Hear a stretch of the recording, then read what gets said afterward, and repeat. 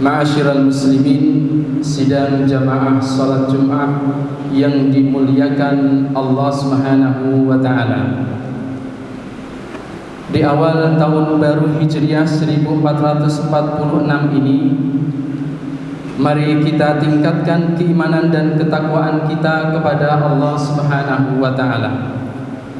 Kita tingkatkan kecintaan kita kepada sunnah baginda Nabi Muhammad sallallahu alaihi wasallam dan kecintaan kita untuk senantiasa mempelajari ilmu-ilmu yang diajarkan oleh para ulama sebagai penerus para nabi, sebagai penerus rahmatan lil alamin.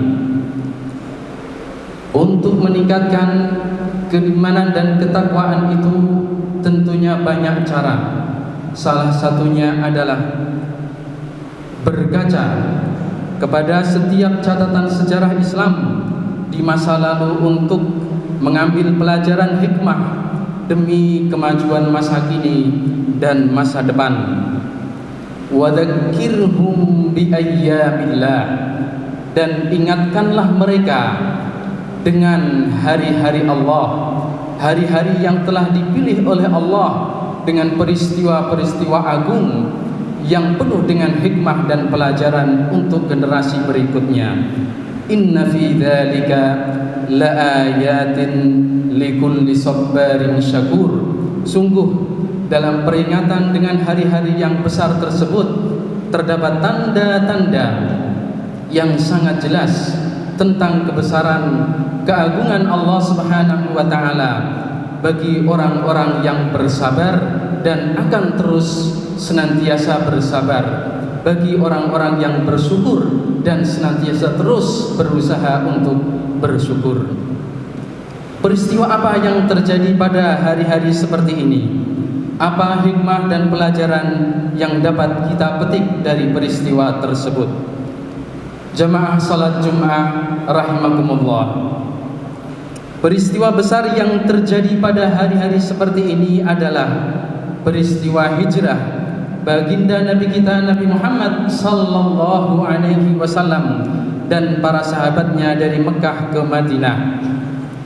Sebuah sejarah penting dalam perjalanan dakwah Islam yang terjadi sejak bulan Muharram, yaitu ketika mereka berniat dengan tulus untuk berhijrah, hingga puncaknya terjadi pada bulan Rabiul Awal tahun 14 kenabian. Begitu pentingnya peristiwa ini hingga kemudian dijadikan landasan penanggalan Islam oleh Sayyidina Umar bin Khattab radhiyallahu anhu dan dilanjutkan oleh Sultan Agung sebagai salah satu pijakan penetapan penanggalan Jawa. Sebuah peristiwa yang sangat istimewa yang menjadi titik terang, jalan penentu dan awal perkembangan kemajuan Islam pada era berikutnya. Era cahaya iman yang terus bersinar terang benderang dengan peradaban barunya setelah masa-masa kezaliman dan penindasan yang mereka alami di era Mekah. Maka mari kita petik beberapa pelajaran penting di balik peristiwa hijrah baginda Nabi Muhammad sallallahu alaihi wasallam dan para sahabatnya ini.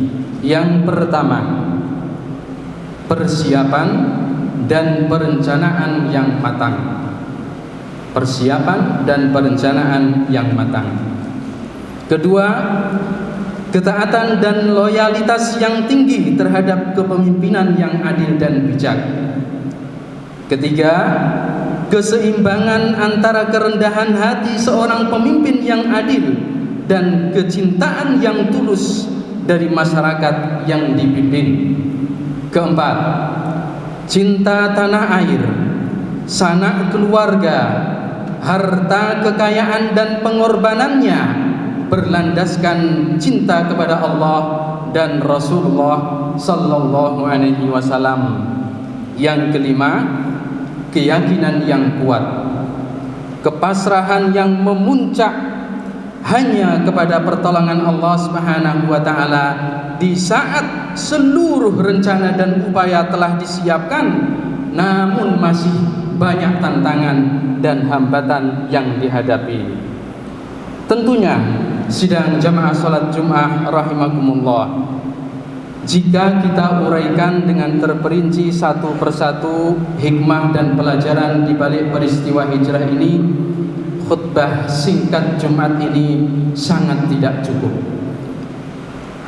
Maka mari kita kembali renungkan satu saja di antara sekian banyak hikmah di balik peristiwa yang agung ini, yaitu persiapan dan perencanaan yang sangat matang sebelum pelaksanaannya, hingga bagaimana baginda Nabi dan para sahabat benar-benar berhasil melaksanakan proses hijrah tersebut sesuai dengan apa yang diridhai Allah Subhanahu wa taala.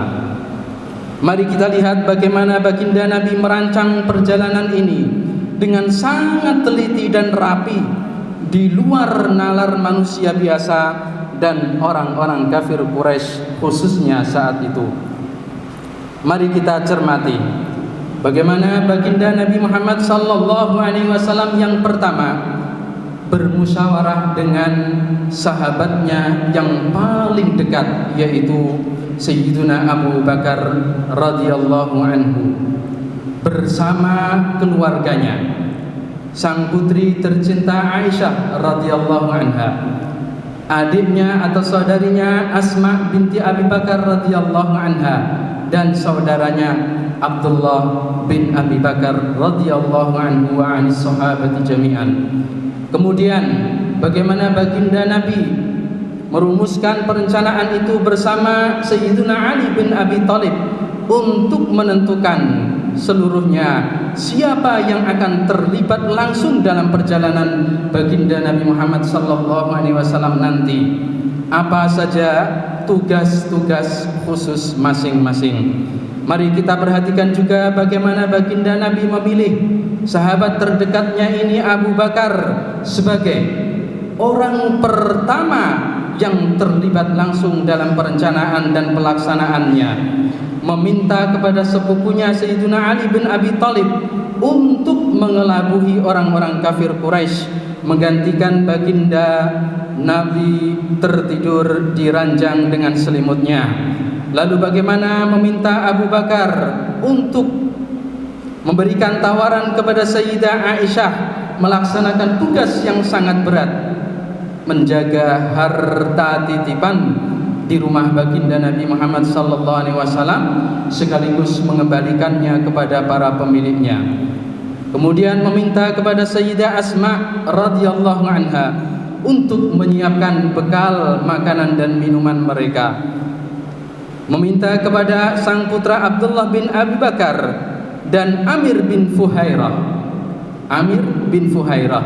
untuk bekerja sama mencari tahu keberadaan dan apa saja rencana-rencana keberadaan dan taktik yang dilakukan orang-orang kafir Quraisy untuk menangkap baginda Nabi sallallahu alaihi wasallam.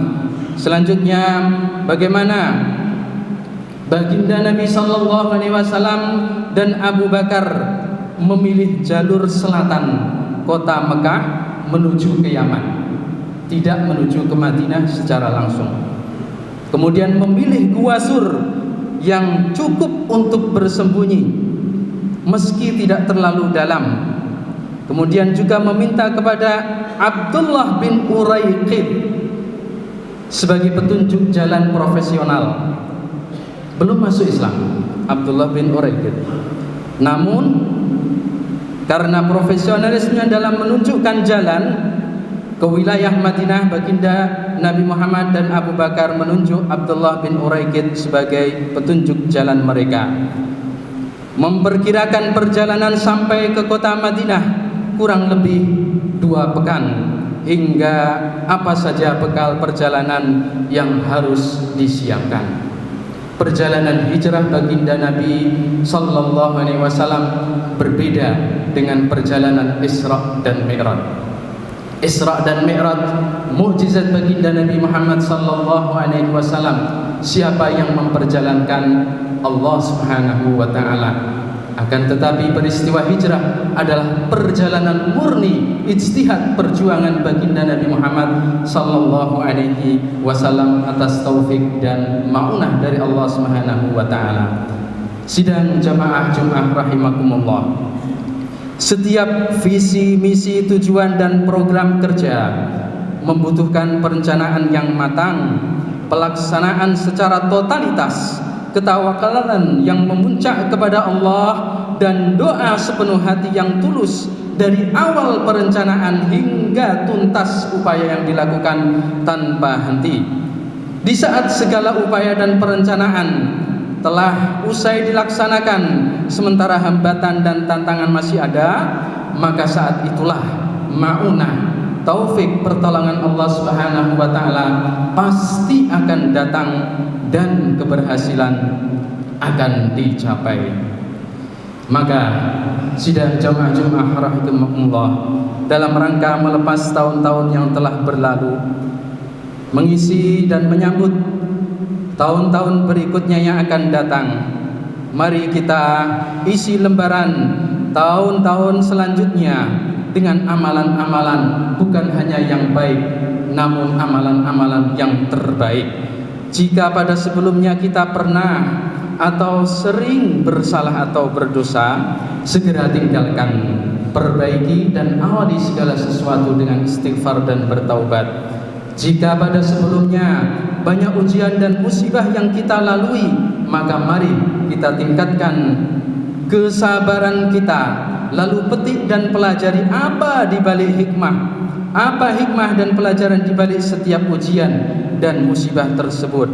Dan jika sebelumnya kita merasa banyak nikmat yang telah dikaruniakan oleh Allah Subhanahu wa taala kepada kita terus bertambah seiring dengan usia kita yang terus bertambah, maka mari kita terus bersyukur agar Allah Subhanahu wa taala melestarikan nikmat dan menambahnya, menambah jumlah dan keberkahannya. Maka dengan beristighfar, bertaubat, bersabar dan bersyukur, semoga kita senantiasa dapat berbaik sangka selalu, berhusnudzon, optimis dengan rahmat Allah Subhanahu wa taala, jauh dari prasangka buruk, pesimis dari rahmat Allah yang maha luas. Barakallahu lana fil Qur'anil azim wa nafa'ana bima fihi minal ayati wal dzikril hakim. Aqulu qawli hadha wa astaghfirullaha li wa lakum fastaghfiruhu innahu huwal ghafurur rahim.